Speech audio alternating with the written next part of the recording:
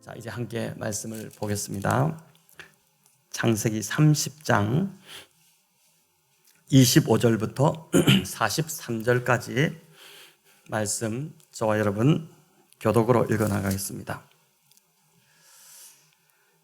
창세기 30장 25절 제가 먼저 읽겠습니다. 라헬이 요셉을 낳을 때에 야곱이 라반에게 이르되 나를 보내어 내 고향 나의 땅으로 가게 하시되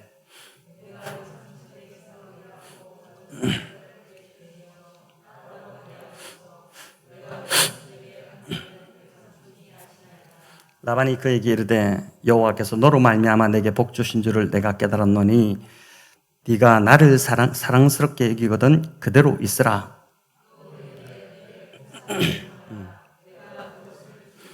야곱이 그에게 이르되 내가 어떻게 외삼촌을 섬겼는지 어떻게 외삼촌의 가축을 쳤는지 외삼촌이 아시나이다.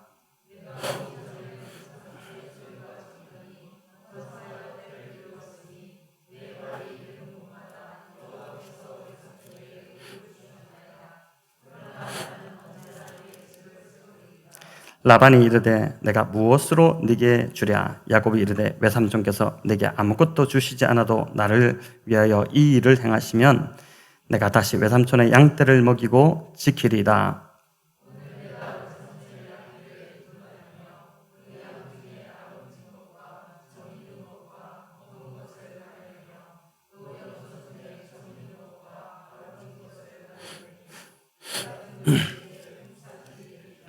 후일에 외삼촌께서 오셔서 내 품삯을 조사하실 때에 나의 의가 내 대답이 되리이다. 내게 혹시 염소 중 아롱지지 아니한 것이나 점이 없는 것이나 양 중에 검지 아니한 것이 있거든 다 도둑질한 것으로 인정하소서. 그날에 그가 숫염소 중 얼룩무늬 있는 것과 점이 있는 것을 가리고 암염소 중에 흰 바탕에 아롱진 것과 점이 있는 것을 가리고 양 중에 검은 것들을 가려 자기 아들들의 손에 맡기고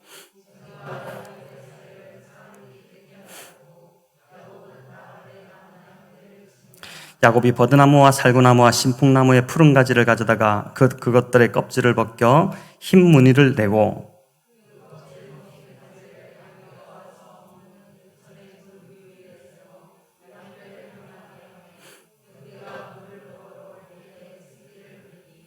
가지 앞에서 새끼를 뱀으로 얼룩얼룩한 것과 점이 있고 아롱진 것을 낳은지라.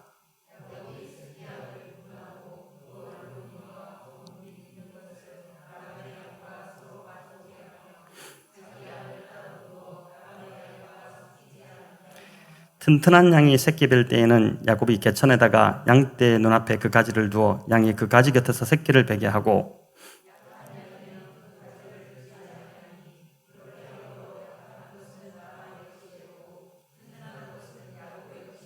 같이 읽습니다. 이에 그 사람이 매우 번창하여 양떼와 노비와 낙타와 나귀가 많았더라. 아멘. 네, 품삯은 하나님이 주신다. 이 제목으로 오늘 창세기 30장을 가지고 야곱의 이야기를 이어가고자 합니다. 오늘 본문은 이제 야곱이 외삼촌이자 또 장인 어른인 이 라반과 품삯을 정하는 이야기입니다. 오늘로 말하면 노동자와 사용자가 임금 협상을 하는 것입니다. 임금 협상은 오늘날도 결코 쉬운 문제가 아니죠. 노동자 입장에서는 한 푼이라도 더 받기를 원합니다. 반면 고용인은 인건비 지출을 조금이라도 줄여야지 회사를 운영할 수 있습니다. 노사가 다 만족하는 적절한 합의점을 찾으면 좋겠는데 그게 결코 쉽지 않은 것이죠. 그래서 노동자의 권익을 보호하기 위해서 노조를 형성하기도 하고 또 임금 협상을 유리하게 이끌어가기 위해서 노조 파업을 하기도 하고 막 그렇게 하지 않습니까? 사용자 입장에서는 이 직원들이 또 근로자들이 얼토당토하게 임금을 올리려고 한다 이렇게 생각할 수 있습니다. 반면 직원들은 고용자가 사용자가 자신들의 입장을 전혀 이해해주지 못하고 아주 매정하게 지금 노동력만 막 착취하려고 한다고 할 수 있는 것이죠. 한쪽은 부당하다 이렇게 주장하고 또 한쪽은 불의하다고 항의하면서 사용자와 노동자가 격렬하게 이제 서로 대립을 하는 것이죠.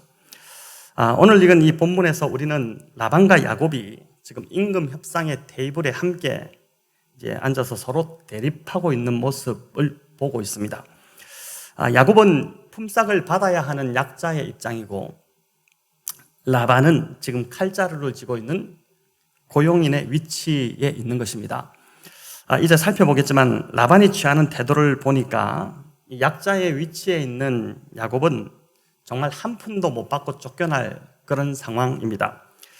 라반이 야곱에게는 외삼촌이었고 이제 지금은 장인이지 않습니까? 그럼에도 불구하고 욕심이 얼마나 많은지 참 무서울 정도로 무정합니다.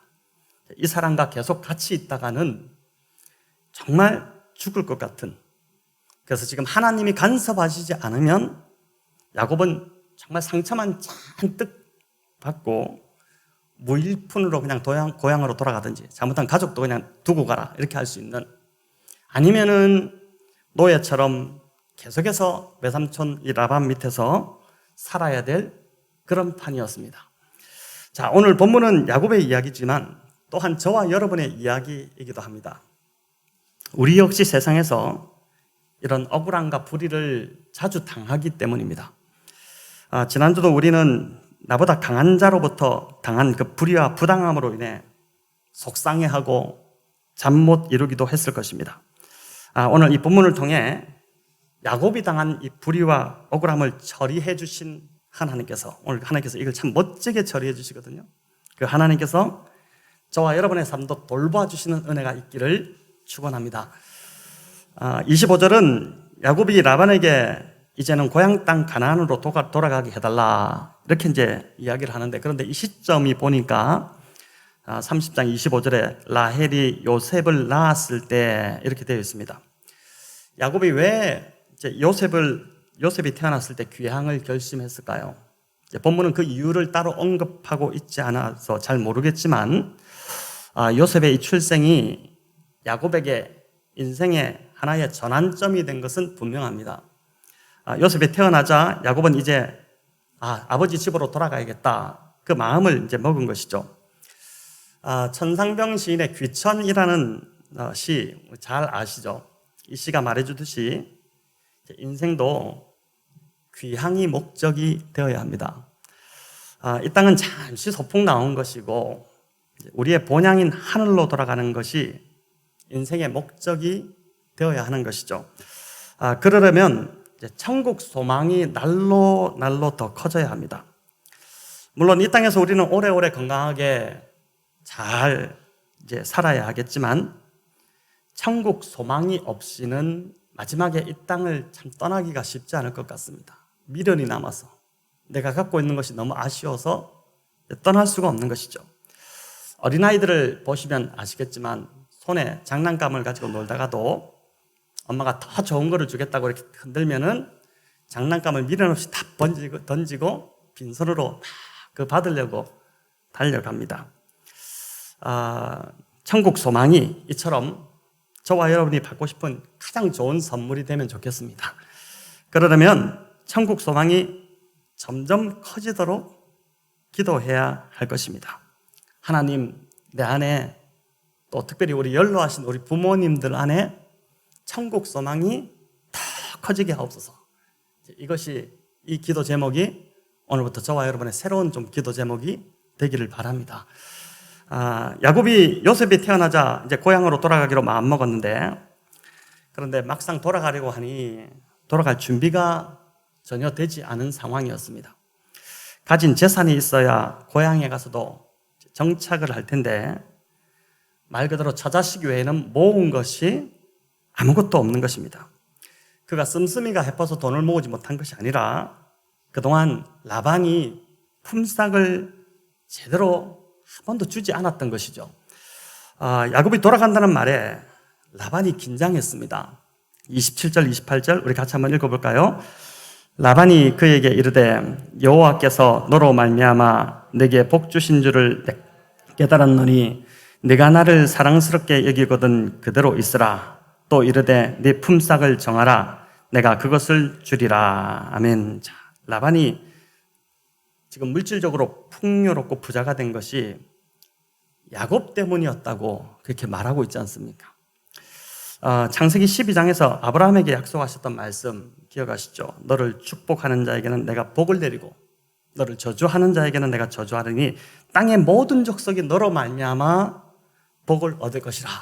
이 말씀인데 이 약속이 아브라함에게서 이삭으로 또 이삭에게서 야곱으로 이어졌고, 그래서 이 약속의 말씀대로 지금 야곱으로 말미암아 야곱이 있는 그곳, 야곱과 바로 관계된 라반이 하나님의 축복을 지금 받게 되었다는 것입니다. 여기서 우리가 갈라디아 말씀을 일전에 이제 한번 이 창세기 12장을 다루면서 말씀을 드렸었는데, 이 갈라디아서 말씀을 다시 붙잡을 필요가 있는데, 먼저 갈라디아서 4장 7절 우리 같이 한번 읽어볼까요? 그런즉 믿음으로 말미암은 자들은 아브라함의 자손인 줄 알지어다. 아멘. 자, 이 말이 무슨 뜻입니까? 혈통적 자손이 아브라함의 자손이 아니라 믿음으로 말미암은 자들이 아브라함의 자손이라고 성경은 분명히 말씀합니다. 자, 그럼 믿음으로 말미암는다는 것이 무슨 뜻인지 또 그 뒤에 4장 29절에 더 구체적으로 우리에게 말씀해 주시는데 같이 읽습니다. 너희가 그리스도의 것이면 곧 아브라함의 자손이요 약속대로 유업을 이을 자니라. 아멘. 여러분, 이 말씀을 믿음으로 취하시기 바랍니다. 내 거로 가지시기 바랍니다. 내 약속으로. 바로 그리스도 안에 있는 저와 여러분이 아브라함의 자손이라는 것입니다. 그리고 아브라함의 자손이면 뭐라고 합니까? 약속대로 유업을 이을 자다.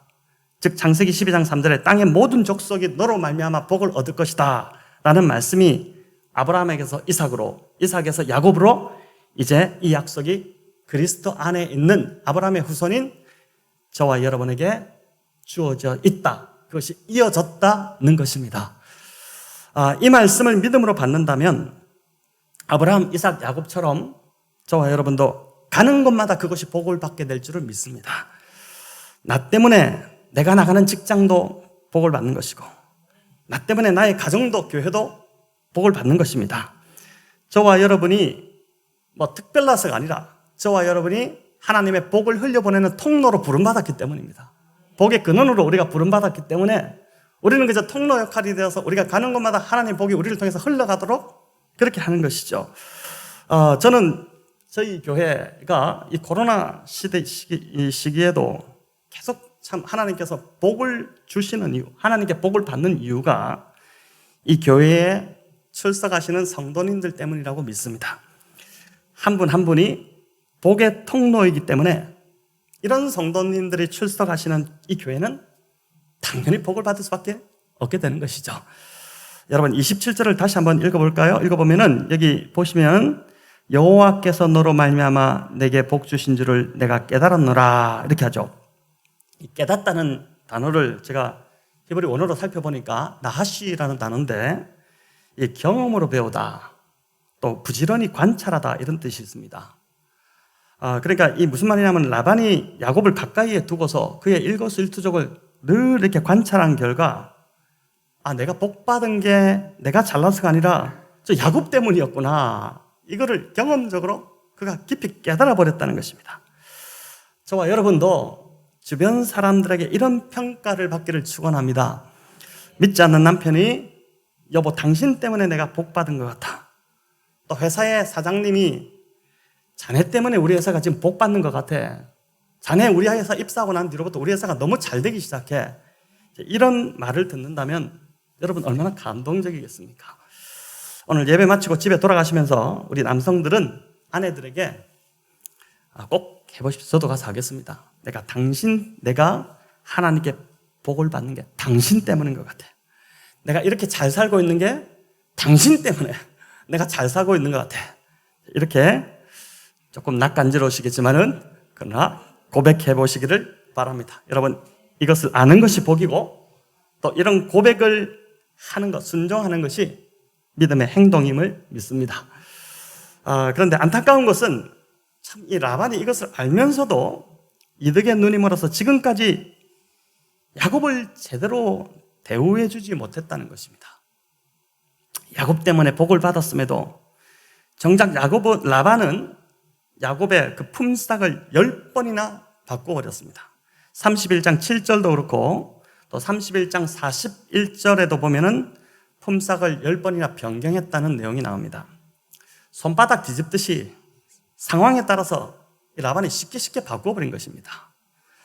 10번이나 바꾸었다는 것은 정확하게 10번이 아닌 히브리어에서 10번이라는 수는 셀 수 없을 정도의 수를 말하는 것이죠. 그러니까 품삯을 준다고 해놓고 이런저런 핑계를 대고 미루고 계속 주지 않은 것입니다. 야곱이 대단하죠. 변화됐다는 증거지 않습니까? 그죠? 보통 사람들한테 막 난리가 날 건데 야곱이 참습니다. 오래 참는 것이 성령의 열매지 않습니까? 변화되고 있는 것이죠. 자, 이런 야곱에게 라반이 뭐라고 합니까? 이번에는 내가 진짜 주겠다. 네가 품삯을 정해봐라. 이제는 내가 안 정하고 네가 정해봐라. 이렇게 한 것입니다. 이제 다급해진 라반이 지금 마치 아주 큰 선심을 베풀듯이 그렇게 제안을 하는 것이죠. 이 말에 야곱이 그동안 속에 꾹꾹 눌러 담아뒀던 말이 막 다 터져버렸습니다. 여러분 29절 30절 같이 읽습니다. 야곱이 그에게 이르되 내가 어떻게 외삼촌을 섬겼는지 어떻게 외삼촌의 가축을 쳤는지 외삼촌이 아시나이다. 내가 오기 전에는 외삼촌의 소유가 적더니 번성하여 때를 이루었으니 내 발이 이르는 곳마다 여호와께서 외삼촌에게 복을 주셨나이다. 그러나 나는 언제나 내 집을 세우리까. 한마디로 말해서 참 평소에는 말 못하다가 막 속이 터지니까 외삼촌 나 때문에 부자 된 거 아닙니까? 이렇게 지금 대놓고 이야기하는 겁니다. 내가 오기 전에는 진짜 뭐 가진 것도 없더니 내가 오고 나서 하나님 내 가는 곳마다 다 축복하시니까 이 번성하여 때를 이루고 있지 않습니까? 하지만 나는 내 집은 언제 세웁니까? 난 지금 하나도 없습니다. 너무한 것 아닙니까? 이렇게 지금 이제 그동안 참았던 그 서러움을 지금 폭발하고 있는 것입니다. 자, 31절, 32절은 야곱이 품삯에 대한 제안을 라반에게 하는데 외삼촌 아무것도 주지 않아도 됩니다. 대신 이거 한 가지 지키십시오. 반드시 이건 지켜야 됩니다. 그렇게 하면서 이제 제안을 하는데 우리 32절, 33절 우리 같이 한번 읽어볼까요? 오늘 내가 외삼촌의 양떼에 두루 다니며 그 양 중에 아론진 것과 점 있는 것과 검은 것을 가려내며 또 염소 중에 점 있는 것과 아롱진 것을 가려내리니 이 같은 것이 내 품삯이 되리이다. 후일에 외삼촌께서 오셔서 내 품삯을 조사하실 때에 나의 의가 내 대답이 되리이다. 내가 혹시 염소 중 아롱지지 아니한 것이나 점이 없는 것이나 양 중에 검지 아니한 것이 있거든 다 도둑질한 것으로 인정하소서. 아멘. 여러분, 아롱진 것은 얼룩지었다 이런 뜻입니다. 양은 흰색이 우성이죠. 염소는 검은색이 우성입니다. 그런데 양 중에 얼룩과 점이 있는 것 있고 또 검은 것을 가려내고 염소 중에서는 이제 점이 뭐 흰색 같은 점이 묻었겠죠. 누런 점 같은 거 또 얼룩진 것을 가려내서 그것들을 야곱이 자신의 품삯으로 삼겠다고 지금 이야기하는 것입니다. 여러분, 이것들은 다 열성 변종들입니다. 이제 흰 양과 검은 염소에 비해서 이런 것들이 태어날 확률은 거의 희박합니다. 야곱은 그럼에도 불구하고 이런 것들만 품삯으로 가져가겠다 하는 것인데 그래서 자기 양 중에 혹시 흰색이 있거나 염소 중에 검은 것이 있다면 이건 내 도둑질한 것으로 아십시오. 다 그렇게 인정해도 좋습니다 라고 한 것이죠. 라반이 가만히 들어보니까 너무 좋은 조건입니다. 아니, 야곱이 진짜 멍청하네, 똑똑한 줄 알았는데 왜 이런 조건을 제시하지? 얘가 잘 모르는구나. 어떻게 열성인 아롱지고 양을 안 키워봤나? 14년간 양을 키웠는데 왜 이런 걸 제시하지? 점 있는 거 왜 이런 걸 택하나 해서 당장 허락을 해버립니다. 근데 야곱이 좀 뭔가 찝찝합니다. 안심이 되지 않죠.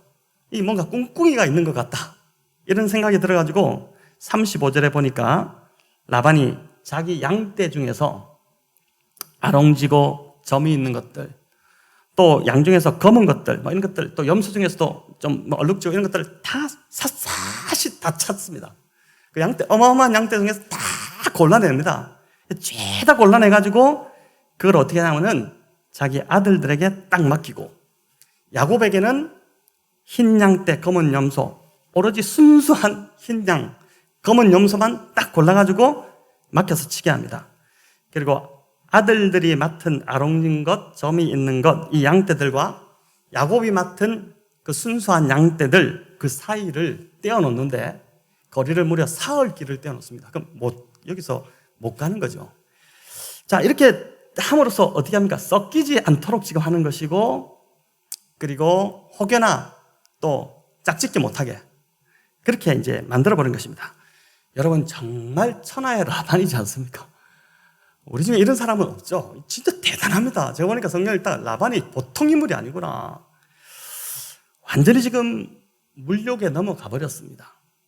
분명 야곱 때문에 자신이 축복받은 것을 알고 있으면서도 야곱에게 지금 품삯을 주기 싫어서 또 이런 비열한 방법을 지금 동원하고 있는 것입니다.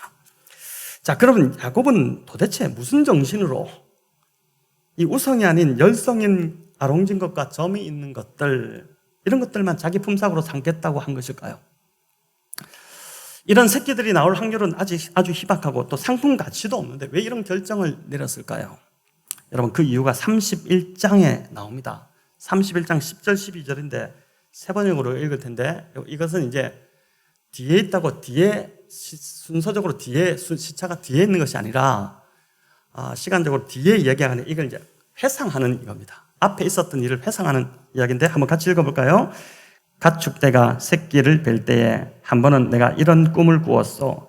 내가 눈을 크게 뜨고 보니 암컷들과 교미하는 숫 염소들도 줄무늬 있는 것이나 점이 있는 것이나 얼룩진 것들이었어. 그 꿈에 하나님의 천사가 야곱아 하고 부르시기에 여기 있습니다 하고 대답을 하니 그 천사의 말이 암염소와 교미하는 숫 염소가 모두 줄무늬 있는 것들이거나 점이 있는 것들이거나 얼룩진 것들이니 고개를 들고 똑바로 보아라. 라반이 이제까지 너에게 어떻게 행하였는지 내가 다 보았다. 참 이게 위로가 되죠. 하나님 다 보고 계시다는 겁니다. 하나님 다 봤다는 것이죠. 라반과 임금을 협상하기 전에 이미 하나님께서 야곱의 꿈에 나타나셔서 보여주신 것입니다. 암컷과 짝짓기를 할 수렴수들이 다 아롱지고 줄무늬 있는 것밖에 그것만 있을 것이다. 이렇게 이제 그렇게 될 것이라고 꿈에 보여주신 것이죠. 이 꿈 때문에 야곱이 이런 제안을 이제 한 것입니다. 이런 것들만 자신의 싹시 되게 해달라고 당당하게 요구했던 것이죠. 천하의 라반이라고 해도 이를 어떻게 알 리가 있겠습니까? 그러니 냉큼 허락을 한 것입니다. 여러분, 바울이 고린도전서 1장에서 고백한 대로 하나님의 어리석음이 사람보다 지혜롭고 하나님의 약하심이 사람보다 강한 것입니다. 세상에 미련한 것들을 택하사 지혜 있는 자들을 부끄럽게 하시고 세상에 약한 것들을 택하사 강한 것들을 부끄럽게 하시는 분이 우리 하나님이신 것이죠. 문제는 야곱에게 맡겨진 양들이 100% 흰 것들이고 염소는 검은 것들만 있다는 것입니다. 아롱지고 점이 있는 것들 한두 마리라도 있어야지 짝짓기 시킬 건데 이제 방법이 없습니다. 그렇지 않습니까? 자, 그런데 37절부터 보니까 야곱이 이상한 행동을 시작합니다. 버드나무, 살구나무, 신풍나무를 가져다가 껍질을 벗겨가지고 이 나무들이 다 푸른색을 띠는데 그 흰 무늬를 만들죠. 그러니까 이제 나무 가지를 보면 다 아롱지게 만든 겁니다. 다 이제 점박이 같이 이렇게 만드는 겁니다. 그리고 그거를 양들이 물을 먹는 곳에 이렇게 탁 세워둔 것이죠. 꽂아둔 것입니다.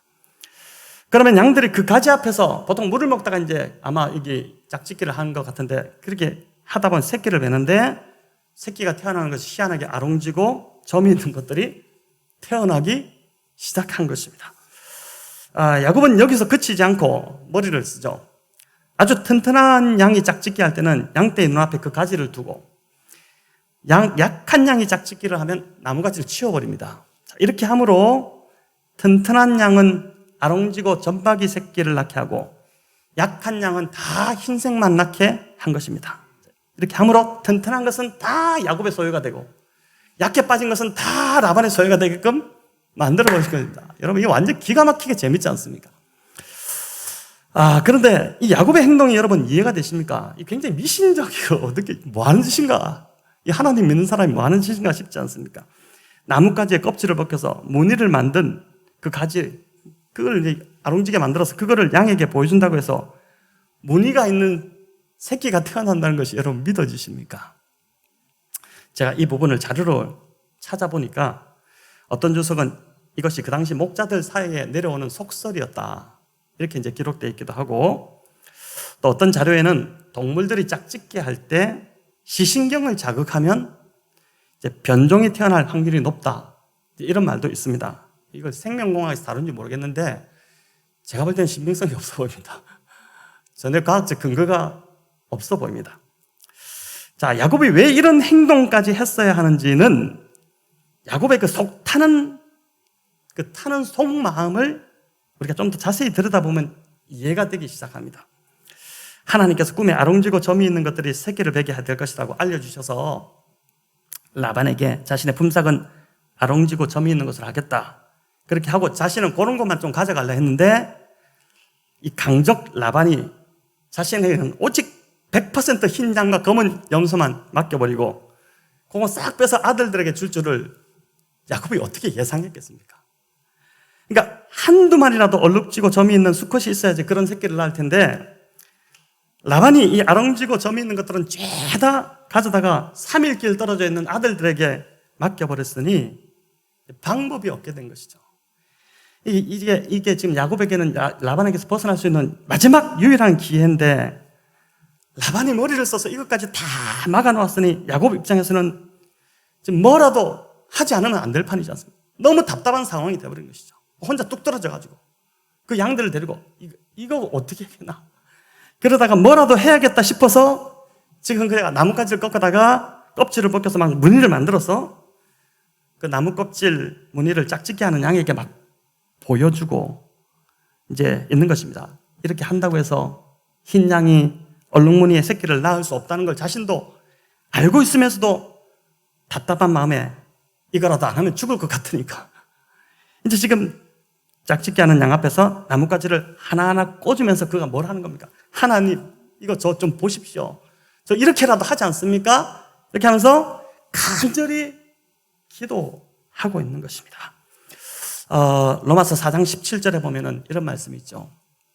하나님은 죽은 자를 살리시며 없는 것을 있는 것으로 부르시는 이시니라. 아멘. 야곱이 이런 심정으로 이제 아주 100% 흰 어미 양에서 아롱지고 점이 있는 새끼 양이 나오도록 해달라고 지금 간절히 기도하고 있는 것입니다.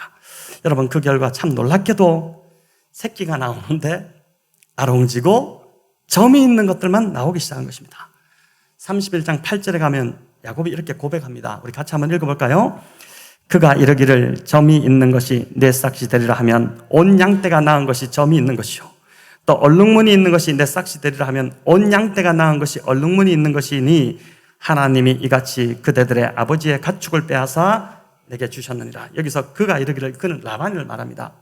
라반이 점 있는 것은 내 싹이 되리라 하면 온 양떼가 낳는 것이 다 점이 있고, 또 얼룩무늬 있는 것이 내 싹이 되리라 하면 온 양떼가 낳는 것이 다 얼룩무늬가 밖에 안 나왔다는 것입니다. 이 말은 야곱이 자신이 사용한 껍질 벗긴 나뭇가지 때문에 이런 새끼들이 나온 것이 아니라 하나님이 전적으로 이렇게 하셔서 되었다는 것을 고백하고 있는 것이죠. 여러분, 한 책에 보니까 양은, 혹시 우리 중에 양 키워보신 분 계신지 모르겠는데, 양은 임신기간이 5개월에서 한 6개월 정도 되기 때문에 1년에 2차례 임신이 가능하다고 합니다. 그리고 한 번에 양이 낳는 마리수가 한두 마리 낳는데, 좀 많이 낳으면 5마리까지 낳는다고 합니다.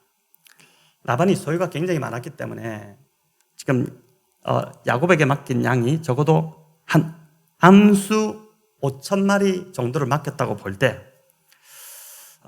계산을 지금 한번 해볼 텐데 따라와 보시기 바랍니다.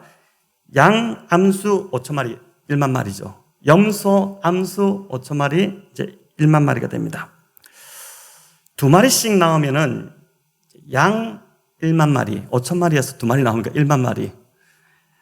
염소 1만 마리가 되고 1년에 2차례가 나오니까 1만 마리, 2만 마리, 2만 마리가 되는 것이죠. 그죠? 그런데 하나님이 야곱을 축복하셨기 때문에 제가 볼 때는 2마리가 나오는 것이 아니라 낳을 때마다 5마리씩 나왔을 겁니다. 그렇겠죠? 5마리씩 나온다? 그러면은 10마리가 나오는 것입니다. 1년에. 근데 지금 5,000마리 암컷이 10마리씩 나오면 1년에 5만 마리가 되는 것입니다. 양 5만 마리, 염소 5만 마리 합치면 10만 마리의 떼를 이루게 되는 것이죠. 여러분, 지금 3일 거리에 떨어뜨려 놓았기 때문에 라반의 아들들은 야곱이 있는 곳에서 무슨 일이 일어나고 있는지 전혀 감을 잡고 있지 못합니다. 오히려 알았다면, 가까이 있어서 알았다면 당연히 방해 공작이 들어왔겠죠. 자꾸 늘어난다, 이거 이상하다 이래가지고 방해 공작이 들어왔을 텐데, 라반이 뚝 떨어뜨려 놓는 바람에 아무 방해 없이 야곱이 양들을 잘 새끼들을 낳게 한 것입니다. 지금 라반이 자기께 완전 자기가 빠져버린 것입니다. 넘어가 버린 것이죠.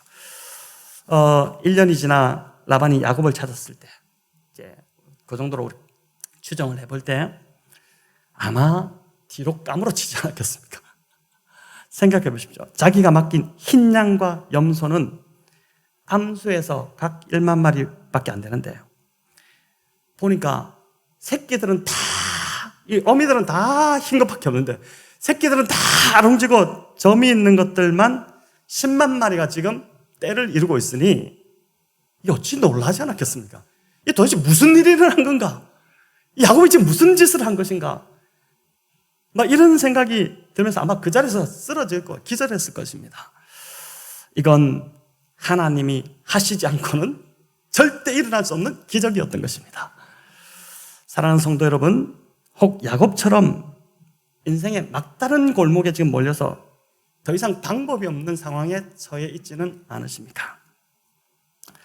라반과 같은 강적을 만나가지고 문제를 어떻게 해결해야 될지 지금 몰라서 속만 타들어가고 있지는 않습니까? 여러분, 그렇다면 지금이 바로 야곱처럼 이 버드나무, 신풍나무, 살구나무와 같은 기도의 가지를 꽂아야 할 때입니다. 하나님, 도저히 방법이 없습니다. 이제 하나님이 하시지 않고는 불가능합니다. 이렇게 기도를 할 때인 것입니다. 기도는 내 힘으로 할 수 없다는 고백입니다. 이게 기도죠. 하나님이 하시지 않고는 안 된다는 고백이 기도입니다. 그렇게 기도하면 하나님이 일하시기 시작하는 것입니다. 인생의 강적 라반 앞에서 야곱이 자신이 할 수 있는 것이 아무것도 없어서 버드나무, 신풍나무 가지 껍질이라도 벗겨서 이 개천의 물구유에 막 세울 때 막 그 세우면서 꽂으면서 얼마나 눈물로 부르짖었겠습니까? 하나님, 도저히 방법이 없습니다. 꿈에서 주신다고 보여주셨으니 제발 이 나무 껍질처럼 아롱지고 무늬 있는 새끼들 나오게 해주세요. 여러분, 그렇게 간절히 부르짖었더니 기적이 일어난 것이죠. 이 시간이 다 지나고 나서 야곱이 비로소 깨달았습니다. 품삯은 하나님이 주시는 것이구나. 품삯은 내가 노력해서 받는 것도 아니고, 품삯은 라반이 줄 수 있는 것도 아니고, 품삯은 하나님이 주시는 것이구나. 이걸 깨달은 것입니다. 여러분, 어디 품삯만 하나님이 주시겠습니까? 저와 여러분의 남은 삶의 모든 걸 하나님이 주시는 줄을 믿습니다. 노후에 안정된 삶도, 노후에 우리가 거할 거처도 걱정되죠. 이제 은퇴하고 모은 돈 얼마 없는데 어떻게 살아야 되나, 이런 걱정이 저도 됩니다. 은퇴 후 저는 어떻게 해야 되나, 뭐 이런 걱정이 되죠. 그러나 건강한 삶, 평안한 삶, 노후의 모든 우리의 삶을 평안하게 하는 그 삶을 하나님이 주신다는 것입니다. 야곱은 정말 하란에서 20년간 자식 낳고 키우고 또 외삼촌 양을 관리하면서 열심히 성실하게 살았습니다. 하지만 고향으로 돌아가려고 보니 자기 손에 쥔 것이 하나도 없는 신세가 된 것이죠. 품삯을 가로채는 라반을 만났기 때문입니다. 우리 역시 저와 여러분 인생을 열심히 산다고 했지만 나의 의지와 상관없이 라반 같은 자를 만남으로, 또 라반 같은 상황을 만남으로 삶이 도둑맞은 것 같은 그런 인생이 될 수도 있는 것입니다. 때로 그것이 너무 억울해서 부당해서 막 마음이 상하고 분통이 터지고 막 그렇게 될 수 있는 것이죠. 하지만 중요한 것은 세상 사람과 다르게 저와 여러분은 기도할 수 있기에 소망이 있다고 믿습니다. 우리의 할 수 없음을 고백하며 야곱처럼 나무가지를 막 꽂으면서 하나님께 눈물로 부르짖는다면, 하나님을 간절히 붙든다면 광야에 길을 내고 사막에 강을 만드시는 하나님의 기적을 저와 여러분의 삶에서도 맛보게 될 것입니다. 코로나로 인해서 인원 제한이 있지만 요즘 금요 기도회가 많이 뜨겁습니다.